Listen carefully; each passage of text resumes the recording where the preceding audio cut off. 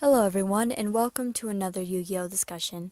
Today we are finally going to do it. We are going to put the two most caffeinated Yu-Gi-Oh characters to date in a room together and watch as they fight together in an epic Batalla de la Muerte. Get your duel decks ready because we're about to throw down. Let's stick it to them and high-five the sky, so see you after the intro.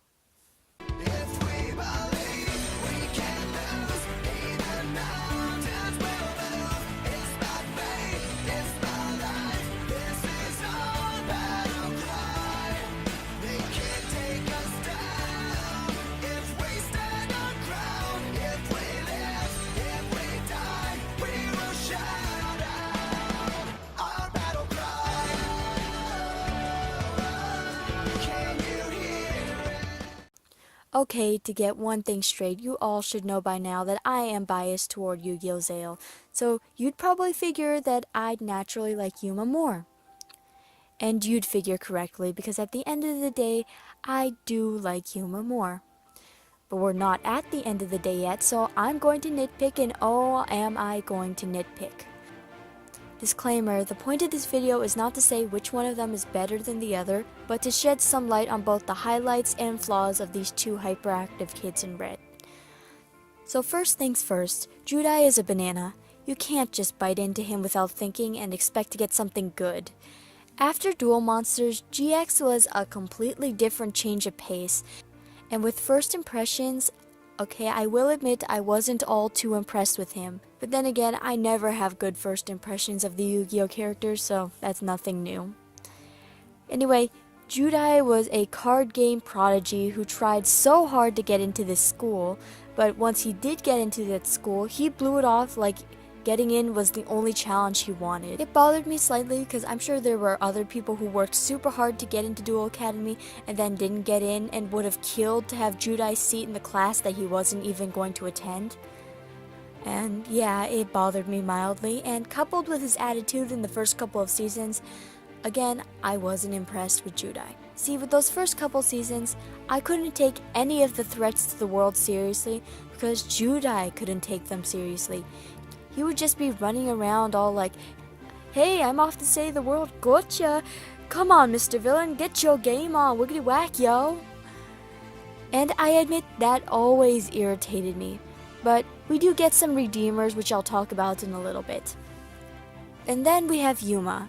I liked how he didn't start off as a prodigy duelist. In fact, that's probably one of my favorite things about Yuma. We got to see Yuma grow with each duel and get better bit by bit along the way. That being said, we got to see every long, gory detail of each duel he ever played. And there were some off-screen ones, but they were less important than the filler duels. And it may have helped Yuma, but left me wondering if the show had a plot and if it was going to be another thing like GX where there weren't any serious villains until Sayu, or Sartorius in the dub. Maybe there were some serious villains before he showed up, but I cannot remember anyone before Sartorius and Edo Phoenix. Also, P.S. Society of Light was my favorite arc from early GX, and it's probably my second favorite arc in the entire show. So basically, we have two hyperactive duelists in red who spend the first percentage of their show not doing anything really important. I mean, there are small incidents. I remember something about knockoff Egyptian gods and 7 keys in GX, and we had Shark and Kaido to keep things entertaining in Sex Soul, so that was something at least. It's not fair to compare these two as duelists because it's probably going to be a pretty one-sided fight. I mean, they both have their protagonist mega decks that evolve for plot purposes, but Judai is a minor god, while it seems like Yuma just woke up one morning and out of the blue said, "Maybe I should try dueling with those cards." And, you know, I only make fun of Yuma because I love him.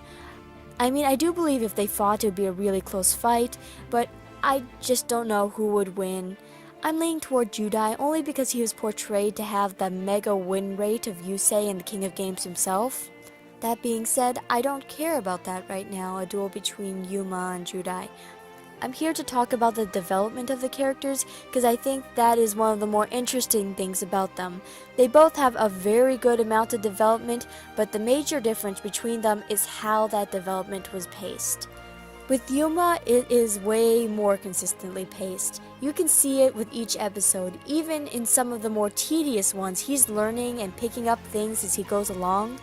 From the beginning, he does understand that there are times to be serious and that there are times that you need to duel to bring someone happiness or to make them smile. As things start picking up heat and elements like kidnapping, blackmail, and soul reaping are introduced, he has the appropriate outlook to it. He doesn't just say, "Hey, I'm gonna save the world, get your game on." And I am not doing that to make fun of Judai. That's like the first thing that came to my mind when I wrote this. I think this displays two things. One, it shows almost a weird level of maturity that you probably wouldn't get from a kid of Yuma's age. And two, it shows a bit of acceptance of his own vulnerability. So I'm going to explain what I mean by that first, then we're going to get to Judai, because there's no way am I trying to hate on Judai, because he is a completely different bag of potato chips. Despite what you may think, he is not as comparable to Yuma as most people say. So in my opinion, I think Yuma is actually mature for his age, and that might be because of the way they paced his development. He managed to hang on to his morals while still being serious when he needed to be, and happy or supporting when that was appropriate. He didn't set out to be a hero, it just sort of happened, and it's not like he embraced it either. He just sort of took his life one day at a time, and in the end, that's the best all of us can do. He strove for his goals, dealt with the problems around him as best as he could, and tried his best to reach for the sky without falling flat on his face. And when he did fall flat on his face, he wasn't butthurt about it, which I think is a level of maturity that not a lot of people can get to. Also, Yuma doesn't have a perfect dueling record, and that is probably one of those things that keeps him humble. Sure, he loves to duel and he will always fight for his friends, and even those who don't consider him a friend. But there's always that uncertainty that he might not win. He built himself up from the bottom after all, and we know that as viewers, but I think that most people tend to forget that Yuma knows that as a character too. His energy is incredible and that's what gets him through life. But he doesn't win every duel.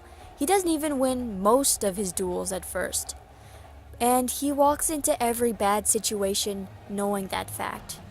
But he walks into the situation anyway, and to me that shows heart. Maybe a bit of stupidity, but he's a Yu-Gi-Oh! Protagonist. What can you say? Now, despite the energy and the passion he has for dueling, I find Judai to be completely different from Yuma. His development was a lot more in your face. Now, I'm gonna throw some words out there and try not to get too triggered, okay? Judai was kinda arrogant, vain, sometimes self-centered, and he was a perpetual child. If I wanted to throw out some metaphors, it would be like comparing air to mountains. Yuma's the air and Judai is the mountains. Judai came into the show with the confidence that he could win almost every duel that the world threw at him. And since he was able to back up that sort of confidence, he was able to just let his ego grow. He may not have flaunted that ego the way that Kaiba did, and good thing he didn't because he's not pretty enough for that. But you could see by the way he reacted to situations that ego was there. He always thought that dueling was for fun, and that is something I can respect in any Yu-Gi-Oh! Character, whether it be him or Yuma or Yuya or a side character. And again, I'm fine with that. What I didn't like was how this confidence made him react to situations. He never, ever took anything seriously. Never with a capital ever. The world was gonna end and he's smiling at it like it's just a game. And the thing is, I can't hold that against him at all, because there were never any duelists that could challenge him enough so that he knew what losing meant and what the consequences could be. The thing about Yuma is that he could take a loss with grace because he knew what it was like. Judai didn't have that luxury.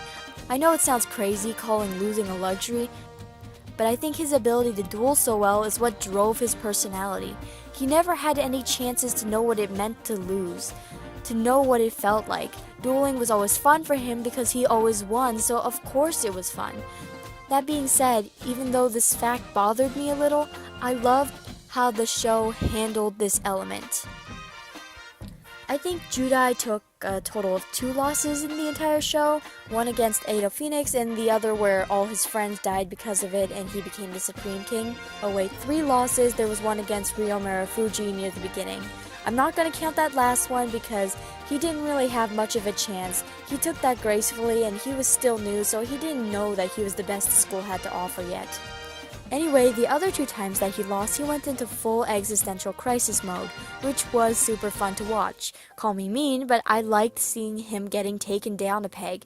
It was a reality check, and it showed that everything wasn't just fun and games, and things needed to be taken seriously every once in a while. At first, I thought that Season 4 Judai was, laying it on a little thick because his personality took a complete 180, but when I look back at the earlier seasons, I realized that there's probably no other realistic way to approach that situation. His reality got completely turned upside down and everything probably seemed like a lie to him after that arc with Yubel. He killed people and he got people killed, something that he probably thought he was never capable of. His mind never even considered things like that, and to have that reality shoved in your face at gunpoint, well, of course Judai is going to be dark and distant for the whole last season. The whole way that he lived his life after the Supreme King arc probably seemed false and ignorant to him after everything that happened. Yuma was only able to preserve his personality because he had built up an armor over time. And also the all his friends dying thing happened to him at the end of the show. Yuma was also introduced to dark elements around the same time that Judai did in his respective series, but since Yuma lost on a much more regular basis than the previous protagonist, he had to consider the repercussions of what would happen with those losses. And I think that matured him past what Judai was. With Judai, it was like finding out the hard way that the building you thought was rock solid your entire life was actually built on a foundation of toothpicks, and he got buried inside of the house when it crumbled. Yuma, in this analogy, would have known that the base was unstable and would have braced himself to jump out the window as the house went down. So in the end, I'm not saying that one character was handled better than the other, because given how both of them were built up, I think they were both handled very well and very appropriately to how their character acts and responds. Before anyone says anything, I know I may have been a little harsh on Judai and GX, but I just want to say I do like GX. I love every Yu-Gi-Oh series I watch, and these are just some things I noticed. I want to make this video to point out that Judai and Yuma may not be as similar as most people say. And that's basically my thoughts on it. So anyway, I think this sort of video could be a possible series. I want to do a Yuya and Yuma one, or actually a Yuya and Judai one, because I think that these two are actually quite comparable, more so than Yuma and Judai. I can do these videos with rivals and best friends and other characters as well, so suggest pairings down in the comments. As usual, if you have any ideas, drop a comment below, and I'll see you in the next upload.